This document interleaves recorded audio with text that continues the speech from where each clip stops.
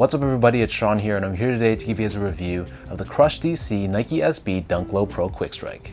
Today's video is sponsored by Heffelux. Heffelux is my all-time favorite sneaker insoles, and they sell eTPU insoles, which really is the same material you'll find inside Adidas Boost. So if you're looking to add some additional comfort inside your shoes, be sure to check out their website, which I've linked down below in the description box. You'll see they sell a variety of different insoles, so depending on the type of insole density and the cushioning setup you're looking for, you're going to find this is a suitable pair for anyone. So I've been a paying customer of Heffelux for years now, and I find them to be very comfortable.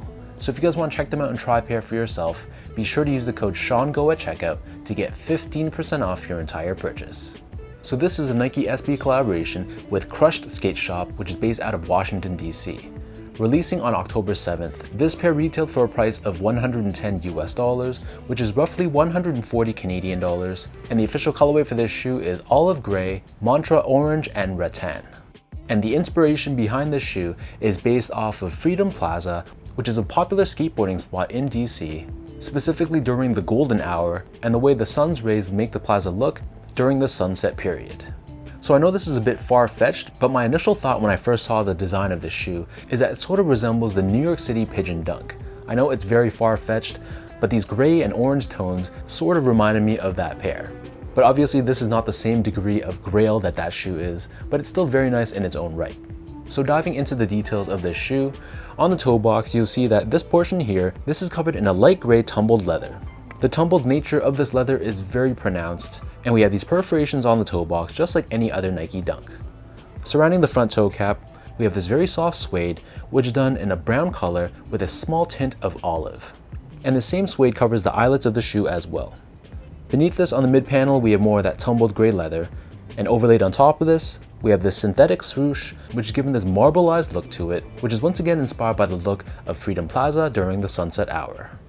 Moving downwards, you can see we have more of that brown colored suede, and this wraps around the bottom of the shoe. And then above this, we have more of that tumbled gray leather, and the top of the heel, we have another hit of brown suede, and we have Nike embroidered across in orange. So in terms of laces, these come with 3 different lace options. The standard or default lace is an oval shaped lace in white, and they come with these striped lace tips. But if you're not feeling the plainness of the white laces, they also give you 2 colored lace options as well if you want to give the shoe a little bit more pop of color. Underneath this, we have your standard padded Nike SB tongue, but you see here the mesh on the top is sort of translucent, and you can see this diamond shaped pattern underneath, and then on the top we have this tag with Nike SB and Crush DC co-branding. On the back of the tongue we have another tag with Crushed Skate Shop branding, and the tongue here is covered in this green colored nylon. The inner liner of the shoe is lined in this burnt orange colored mesh, but because this is a Nike SB Dunk Low Pro model, we have additional padding around the back Achilles area of the shoe.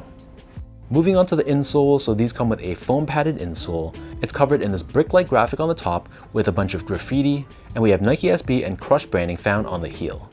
And because this is a Nike SB Dunk, we have the Zoom Air unit underneath the heel, which helps with impact protection and shock absorption.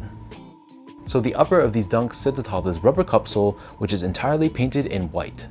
And then as I turn the shoe over to the bottom, the outsole here is partially constructed out of Nike Grind, which is basically a recycled rubber. So that's why this outsole has a speckled look to it, which is basically components of recycled rubber from other shoes, which actually gives it a very unique visual touch. And in the middle, we have this exposed wedge of foam with Nike SB branding, and the foam here also has recycled particles to it as well.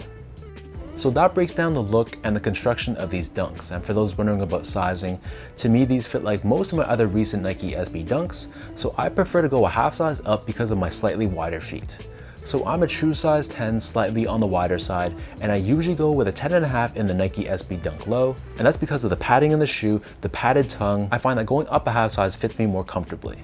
But whatever size you normally wear for the Nike SB Dunk Low, I'd stick with that same size for this pair. So if you have narrow feet or normal width feet, you can probably get away with sticking true to size, but if your feet are a little bit more on the wide side, you'd probably be better off going up a half size.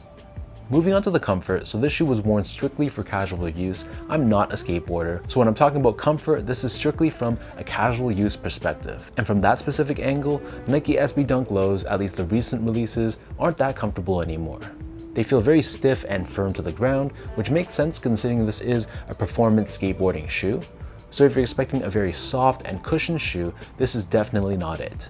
And honestly, even when you wear them in and break them in a lot more, they still aren't as soft and comfortable as Nike SB Dunks from the past in, say for example, the pink, black, or gold box eras. Because ever since Nike retooled the Nike SB Dunk Low, they just feel more firm and rigid, and that's not a great thing for comfort for casual use. Last but not least, in terms of the overall quality and craftsmanship, so first off, material quality, I thought it was solid. The suedes I thought were the best part. It really feels like a nice soft, genuine cut of suede, but the leather used on the shoe with these gray colored panels, it has this very tumbled feel to it. And while this leather wasn't bad, it had a bit of a stiffness to it, which is probably a good thing in terms of durability with this being a skateboarding shoe. But for just everyday casual use, I would have preferred a softer cut of leather. But at this point, I'm just nitpicking because I'm fully aware that these are meant to be worn skateboarding. But from an overall craftsmanship and build standpoint, I thought this pair was very solid. There weren't any glue stains on my pair, the stitch job was very solid. The only minor complaint I had was on one of my shoes, the toe box was a little bit crushed, but that was probably as a result of being in transit. And other than that, I really had no issues at all with this pair, so I thought this is a very solid collaboration.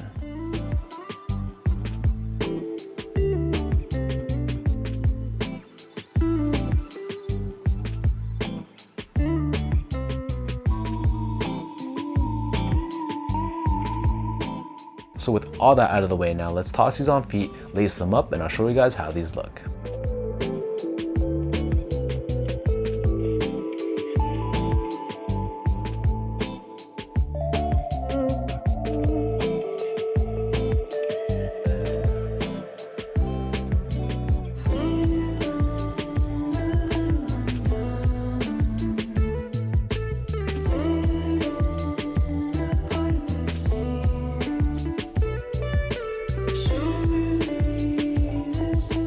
All in all, I think this is a very solid collaboration between Crush DC and Nike SB. Like I mentioned in the beginning, to me at least, this very loosely resembles the Pigeon SB Dunks. And while I probably will never own a pair of those, I think this is a great alternative that sort of has a similar color scheme.